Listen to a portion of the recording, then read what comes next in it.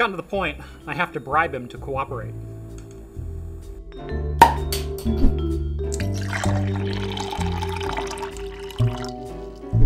If you've ever thought about running your own servers for home or business use, but don't want to deal with the headaches of maintaining hardware, why not let Linode host your services for you? They make it simple to deploy and manage your own cloud infrastructure, with solutions ranging from a single shared CPU to massive multi-core virtual machines. You can even add in dedicated enterprise GPUs for machine learning. Linode also recently started rolling out high-speed NVMe block storage to all 11 of their global data centers. Best of all, storage rates will remain at the same low price they always have been. With shared CPU plans starting at as little as $5 per month and scaling up to as high as you need to go, you'll be able to find a hosting plan that fits your needs. They also have 24/7 365 support available, regardless of your plan size.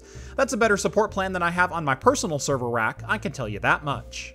Visit linode.com/craftcomputing and get a $100 60-day credit just for signing up for a new account. That's linode.com/craftcomputing. And thanks to Linode for sponsoring today's video.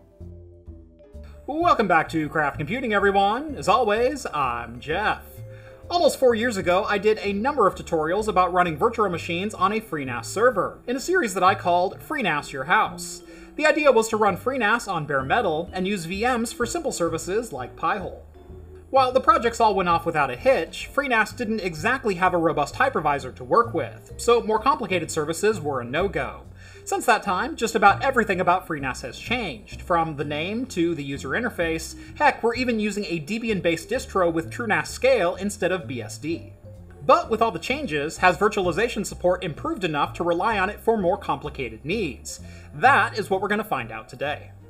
Looking back to the virtual machine support in FreeNAS 9.4, you can see just how primitive it was. Essentially, the only options you had for setting up a VM were how many CPU threads to assign and how much memory you wanted. All of the common hypervisor tools we take for granted, like dynamic memory support, were nowhere to be found. Even setting up storage was a chore, as the virtual machine wizard didn't configure virtual hard disks for you. Instead, you had to create a ZVol and manually link them to each machine. You couldn't even connect via a console window by default, needing to manually configure the VNC web viewer for each and every VM. To say virtualization support was lacking would be quite the understatement, but also to be fair, being a hypervisor was never the purpose of FreeNAS. It was designed to be a NAS server first and foremost, and to that end has always done an excellent job. Fast forward to today, and things are looking quite a bit different. The entire dashboard has received a modern makeover, but I've covered most of the new look and features in previous videos on the channel. You can check out the FreeNAS Your House playlist for more, though I really should think of a new name for it at this point. Today, I'm going to focus just on virtualization support in TrueNAS Scale, specifically using Release Candidate 2, as the feature should be pretty near complete at this point. Again, there may be some differences in features between TrueNAS Core and TrueNAS Scale due to the much different backends, with Core still being based around BSD and TrueNAS Scale being built on Debian Linux. Clicking on the Virtualization tab brings us to essentially a blank slate if you haven't set up a VM yet. Clicking the Add button in the top right corner will open up the wizard so you can configure your first virtual machine. As I haven't messed with virtualization inside TrueNAS since the FreeNAS days, I was pleasantly surprised with the new list of features available just inside the wizard. For starters, there's now official support for Linux, FreeBSD, and Windows virtual machines, with each selection tweaking the virtualized hardware to maximize compatibility. UEFI and Legacy BIOS are both supported for boot methods, enabling both current and legacy operating systems to run without issue. One thing I was very happy to see was the VNC console is now enabled by default, meaning you can actually use the virtual machine and see the monitor output without jumping through any additional hoops. Next up is CPU and memory configuration. Again, bringing things up to modern standards, you can configure how many virtual CPUs are available to the VM, as well as the number of cores and threads per CPU. This may seem pretty trivial, but it can have a huge impact on licensing for software you want to run inside the virtual machine, as enterprise software often has limitations for the number of physical CPUs and cores you can operate with. Having fine-grained control of that is critical if you plan on running VMs on TrueNAS in a production environment. You can also configure the CPU type you'd like to present to the VM. Custom CPU is the default option, which presents a generic KVM CPU to the client. The CPU model drop-down menu allows you to select specific CPU types. This has the advantage of enabling specific instruction sets or features, such as AVX256 or Intel QuickSync video rendering, as long as those features are present in the CPU installed in your server.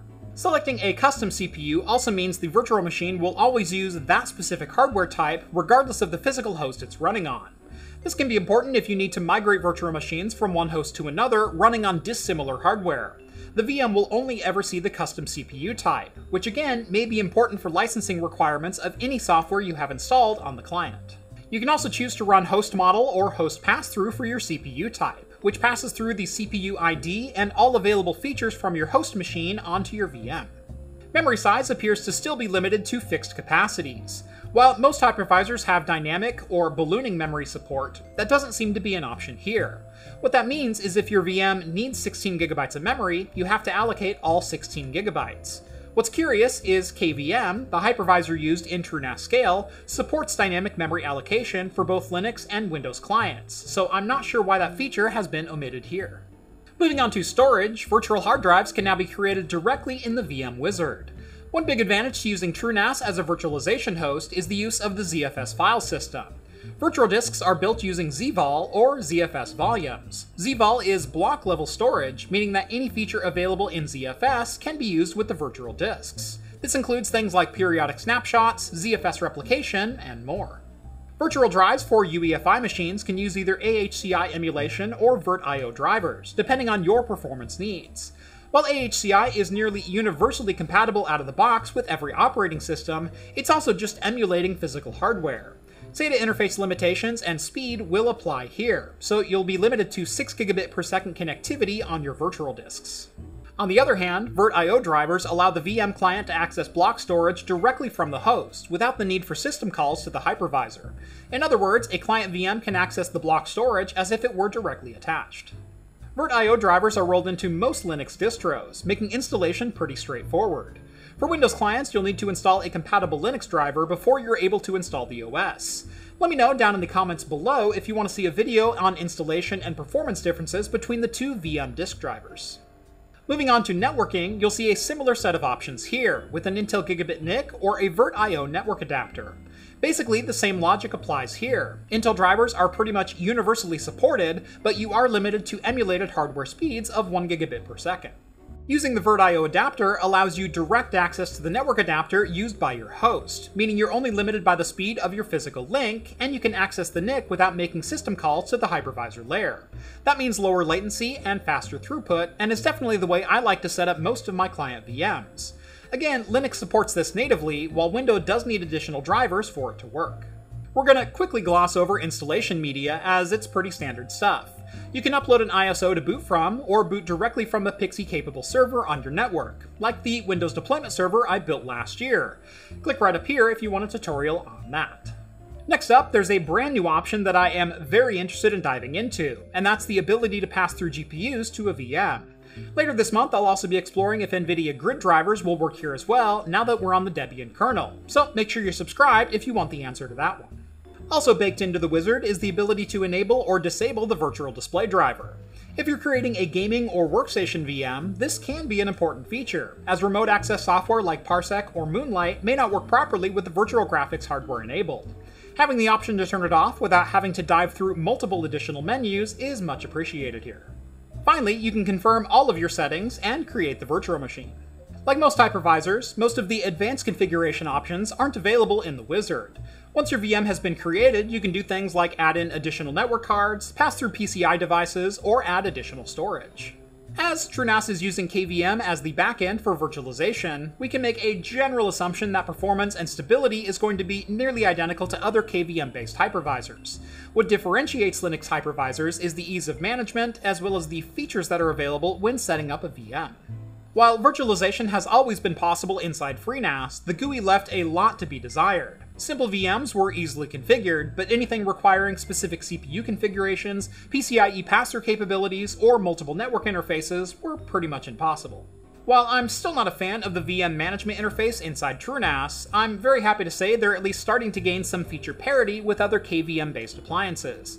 While I wouldn't necessarily recommend TrueNAS as your only virtual machine host, it's certainly a lot better than it used to be.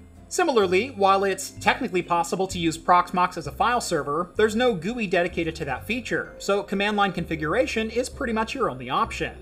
If you enjoy spending every waking minute deep inside a shell prompt, well, more power to you.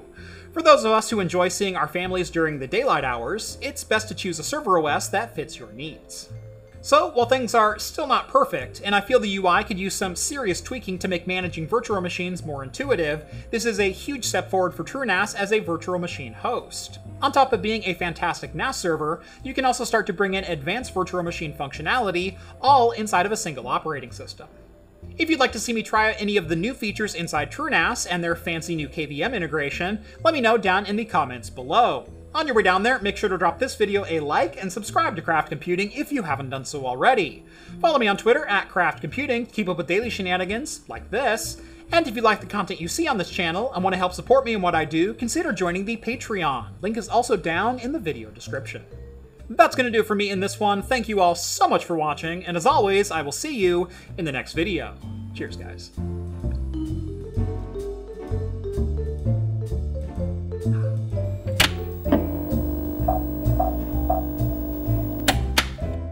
Beer for today is from WellBeing Brewing. It is the Heavenly Body Golden Wheat. This one's a little bit different because it is a non-alcoholic brew. So obviously clocking in at 0%. He's had his fill. He's going away now. You know, the first smell, there was something kind of sour, very off-putting. I get a lot more of that in the can. The second smell actually tastes like or smells like a lager. So, see which one is right. That first one. How is this even considered a beer?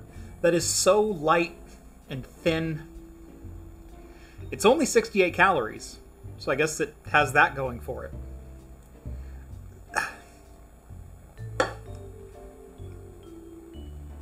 Squirt has more body than this has.